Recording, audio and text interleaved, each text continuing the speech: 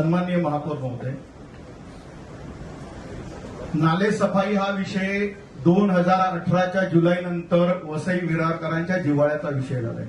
कारण 2018च्या जुलैमध्ये संपूर्ण वसई बुडाली आणि त्याच्यानंतर निरी IITचा अहवाल आला, त्याचा अंतिम अहवाल आला, त्याच्यावरती काय कारवाई झाली याच्यावरती सातत्याने चर्चा झाली आणि मग नाले सफाईचा विषय हा प्रत्येक जो नागरिक आहे, जो लोकप्रतिनिधी आहे, हा प्रत्येकाचा जिव्हाळ्याचा विषय झाला. आता या ठिकाणी नाले सफाईसाठी 18 कोटीच्या मंजुरीसाठी आपण प्रस्ताव प्रशासनाने आणलेला आहे. महापौर महोदय, मी या संदर्भात जे संबंधित अधिकारी आहेत त्यांना विचारणा केली की ही 18 कोटी रक्कम आली कुठून, याचा थोडासा आम्हाला तपशील द्यावा, परंतु तपशील आम्हाला आजपर्यंत मिळालेला नाही.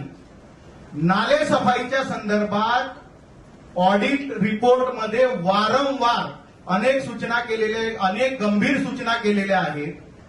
म्हणजे आपला लोकल फंडाचं जे ऑडिट आहे, लोकल फंडाच्या ऑडिटमध्ये 2018-19 आणि 20-21 पर्यंतचे जे ऑडिट आहे त्याच्यामध्ये एक त्यांनी छोटासा नोंद दाखवलेली आहे.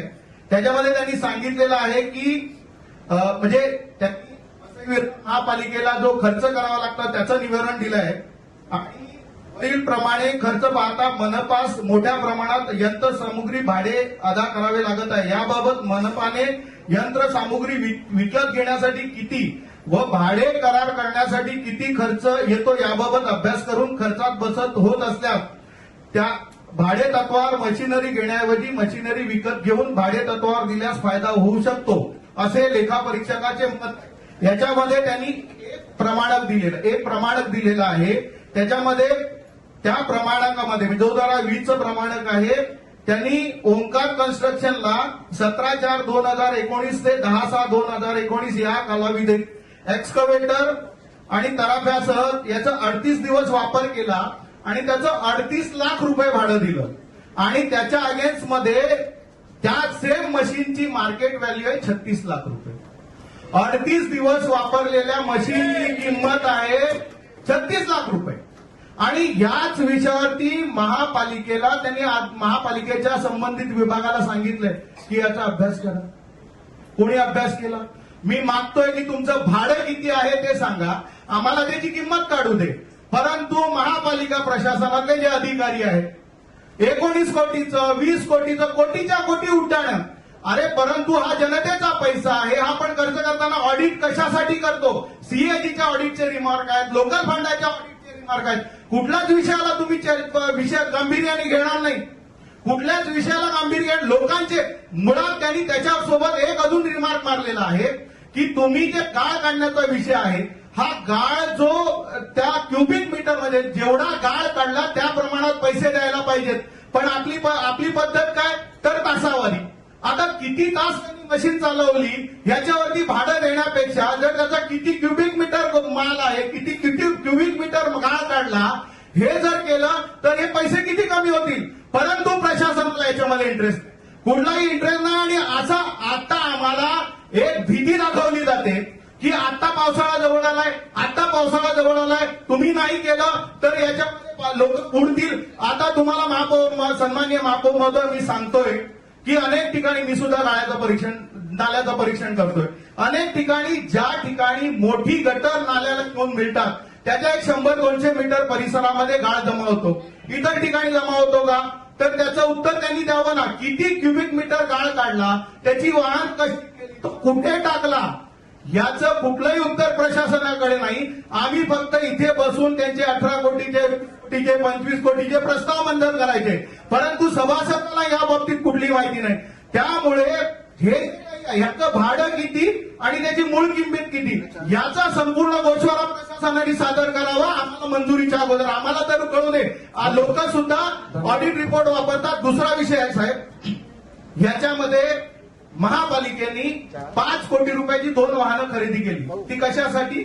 तर ते आपल्या त्याच विषयाला मिळणार नाही, म्हणूनच आपण सभेत यायचे का? म्हणूनच म्हणतोय की 5 कोटीचं ते वाहन 2 वाहनं घेतली, त्याचा 1 दिवस वापर झाला नाही, याची जबाबदारी कोणी? हे कोणी घ्यायला लावली? कोणी सजेस्ट केली? वापर नाही झाला तर त्याची जबाबदारी कोणाची? सर्वसामान्य नागरिकांची का? हे एवढा सगळा जो मोठा भ्रष्टाचार होतोय याची जबाबदारी सर्वसामान्य नागरिकांची का? मग नागरिकांवरती त्यांची नागरिकांची चौकशी व्हावी आणि त्यांच्यावर गुन्हे दाखल करा, ही परिस्थिती आहे. त्याच्यासोबत महापौर महोदय, त्याच्यासोबत मी सांगतो की आपण नालेसफाईवर बोलतो. नालेसफाईचा विषय जो आहे तो कशासाठी घेतो? तर पाणी जमेल, पाणी भरणा होईल. परंतु निरी आयआयटीचा रिपोर्ट, याच्यासोबत जो निरी आयआयटीचा रिपोर्ट आहे त्याच्यात ज्या सूचना, छोट्या छोट्या सूचना केल्या त्या सुद्धा त्याचा अवलंब केला जात नाही. एका बाजूला होल्डिंग बॉन्डचा विषय, पण तो ठीक आहे. आमच्या सन्माननीय आमदार राजन नाईक साहेबांनी 50 कोटीसाठी निधी दिला, त्याचा प्रस्ताव कलेक्टरकडे गेलेला आपत्ती निवारणामधून. त्याच्यासोबत या सगळ्या नाल्यांवरती अनेक ठिकाणी ज्या ठिकाणी लोकांना कलवट बांधून रस्त्यासाठी परवानगी दिलेली, त्या लोकांनी कलवट न बांधता त्याच्यामध्ये भराव केला, छोटे छोटे पाईप टाकले. आज ते सगळे पाईप, हे सगळे जे अडथळे आहेत लोकांच्या घरादारामध्ये पाणी जाण्यासाठी कारण ठरतात. पण त्याच्यावरती प्रशासन काय कारवाई करते का? काही कारवाई.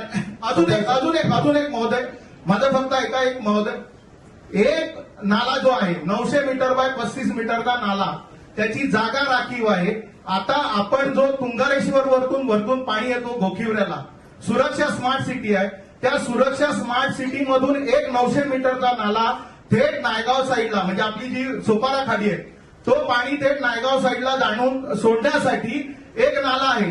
जागा रिझर्व आहे, महापालिकेच्या ताब्यात आहे. काय लागणार आहे? फक्त जेसीबी मशीन लागणार आहे. कारण तुम्ही जी माती काढली तर बाजूला ती ठेवण्यासाठी जागा पण आहे. आपले जे कार्यक्षम अधिकारी आहेत, आता डेप्युटी इंजिनियर सूर्यवंशी वगैरे, या सगळ्यांच्या पाठी लागून झालो, लेखी पत्र दिलं. एक नाला खोदण्यासाठी महापालिकेला 3 वर्ष लागतायत साहेब.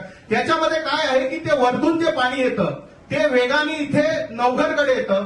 भरती जर आली तर सोपारा खाडीतलं, त्या नायगाव खाडीतलं पाणी जे आहे ते येतं आणि ही इकडचं पाणी आलं तर आमच्या पश्चिमेला, सोपारा असेल, वसई असेल, या पश्चिमेला जे पाणी भरतं त्याच्यात मुख्य वाटा ह्या वरतून येणाऱ्या पाण्याचा आहे. या छोट्या छोट्या गोष्टी जर होत नसतील आणि जर त्याच्यावरती आम्ही वारंवार मंजुऱ्या देतो, आम्हाला अशी भीती घालली जाते की तुम्ही जर मंजुरी नाही दिली तर पावसाळ्यात काय होणार आहे? साहेब, या सगळ्यांची चौकशी झाली पाहिजे आणि प्रशासनाने ऍक्च्युअल ज्याच्यामध्ये जो ऑडिटमध्ये सांगितलेलं आहे त्यांनी वाहनाची किंमत आणि भाडं द्यावं ना.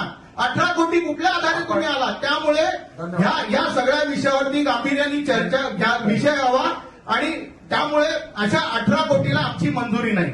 धन्यवाद.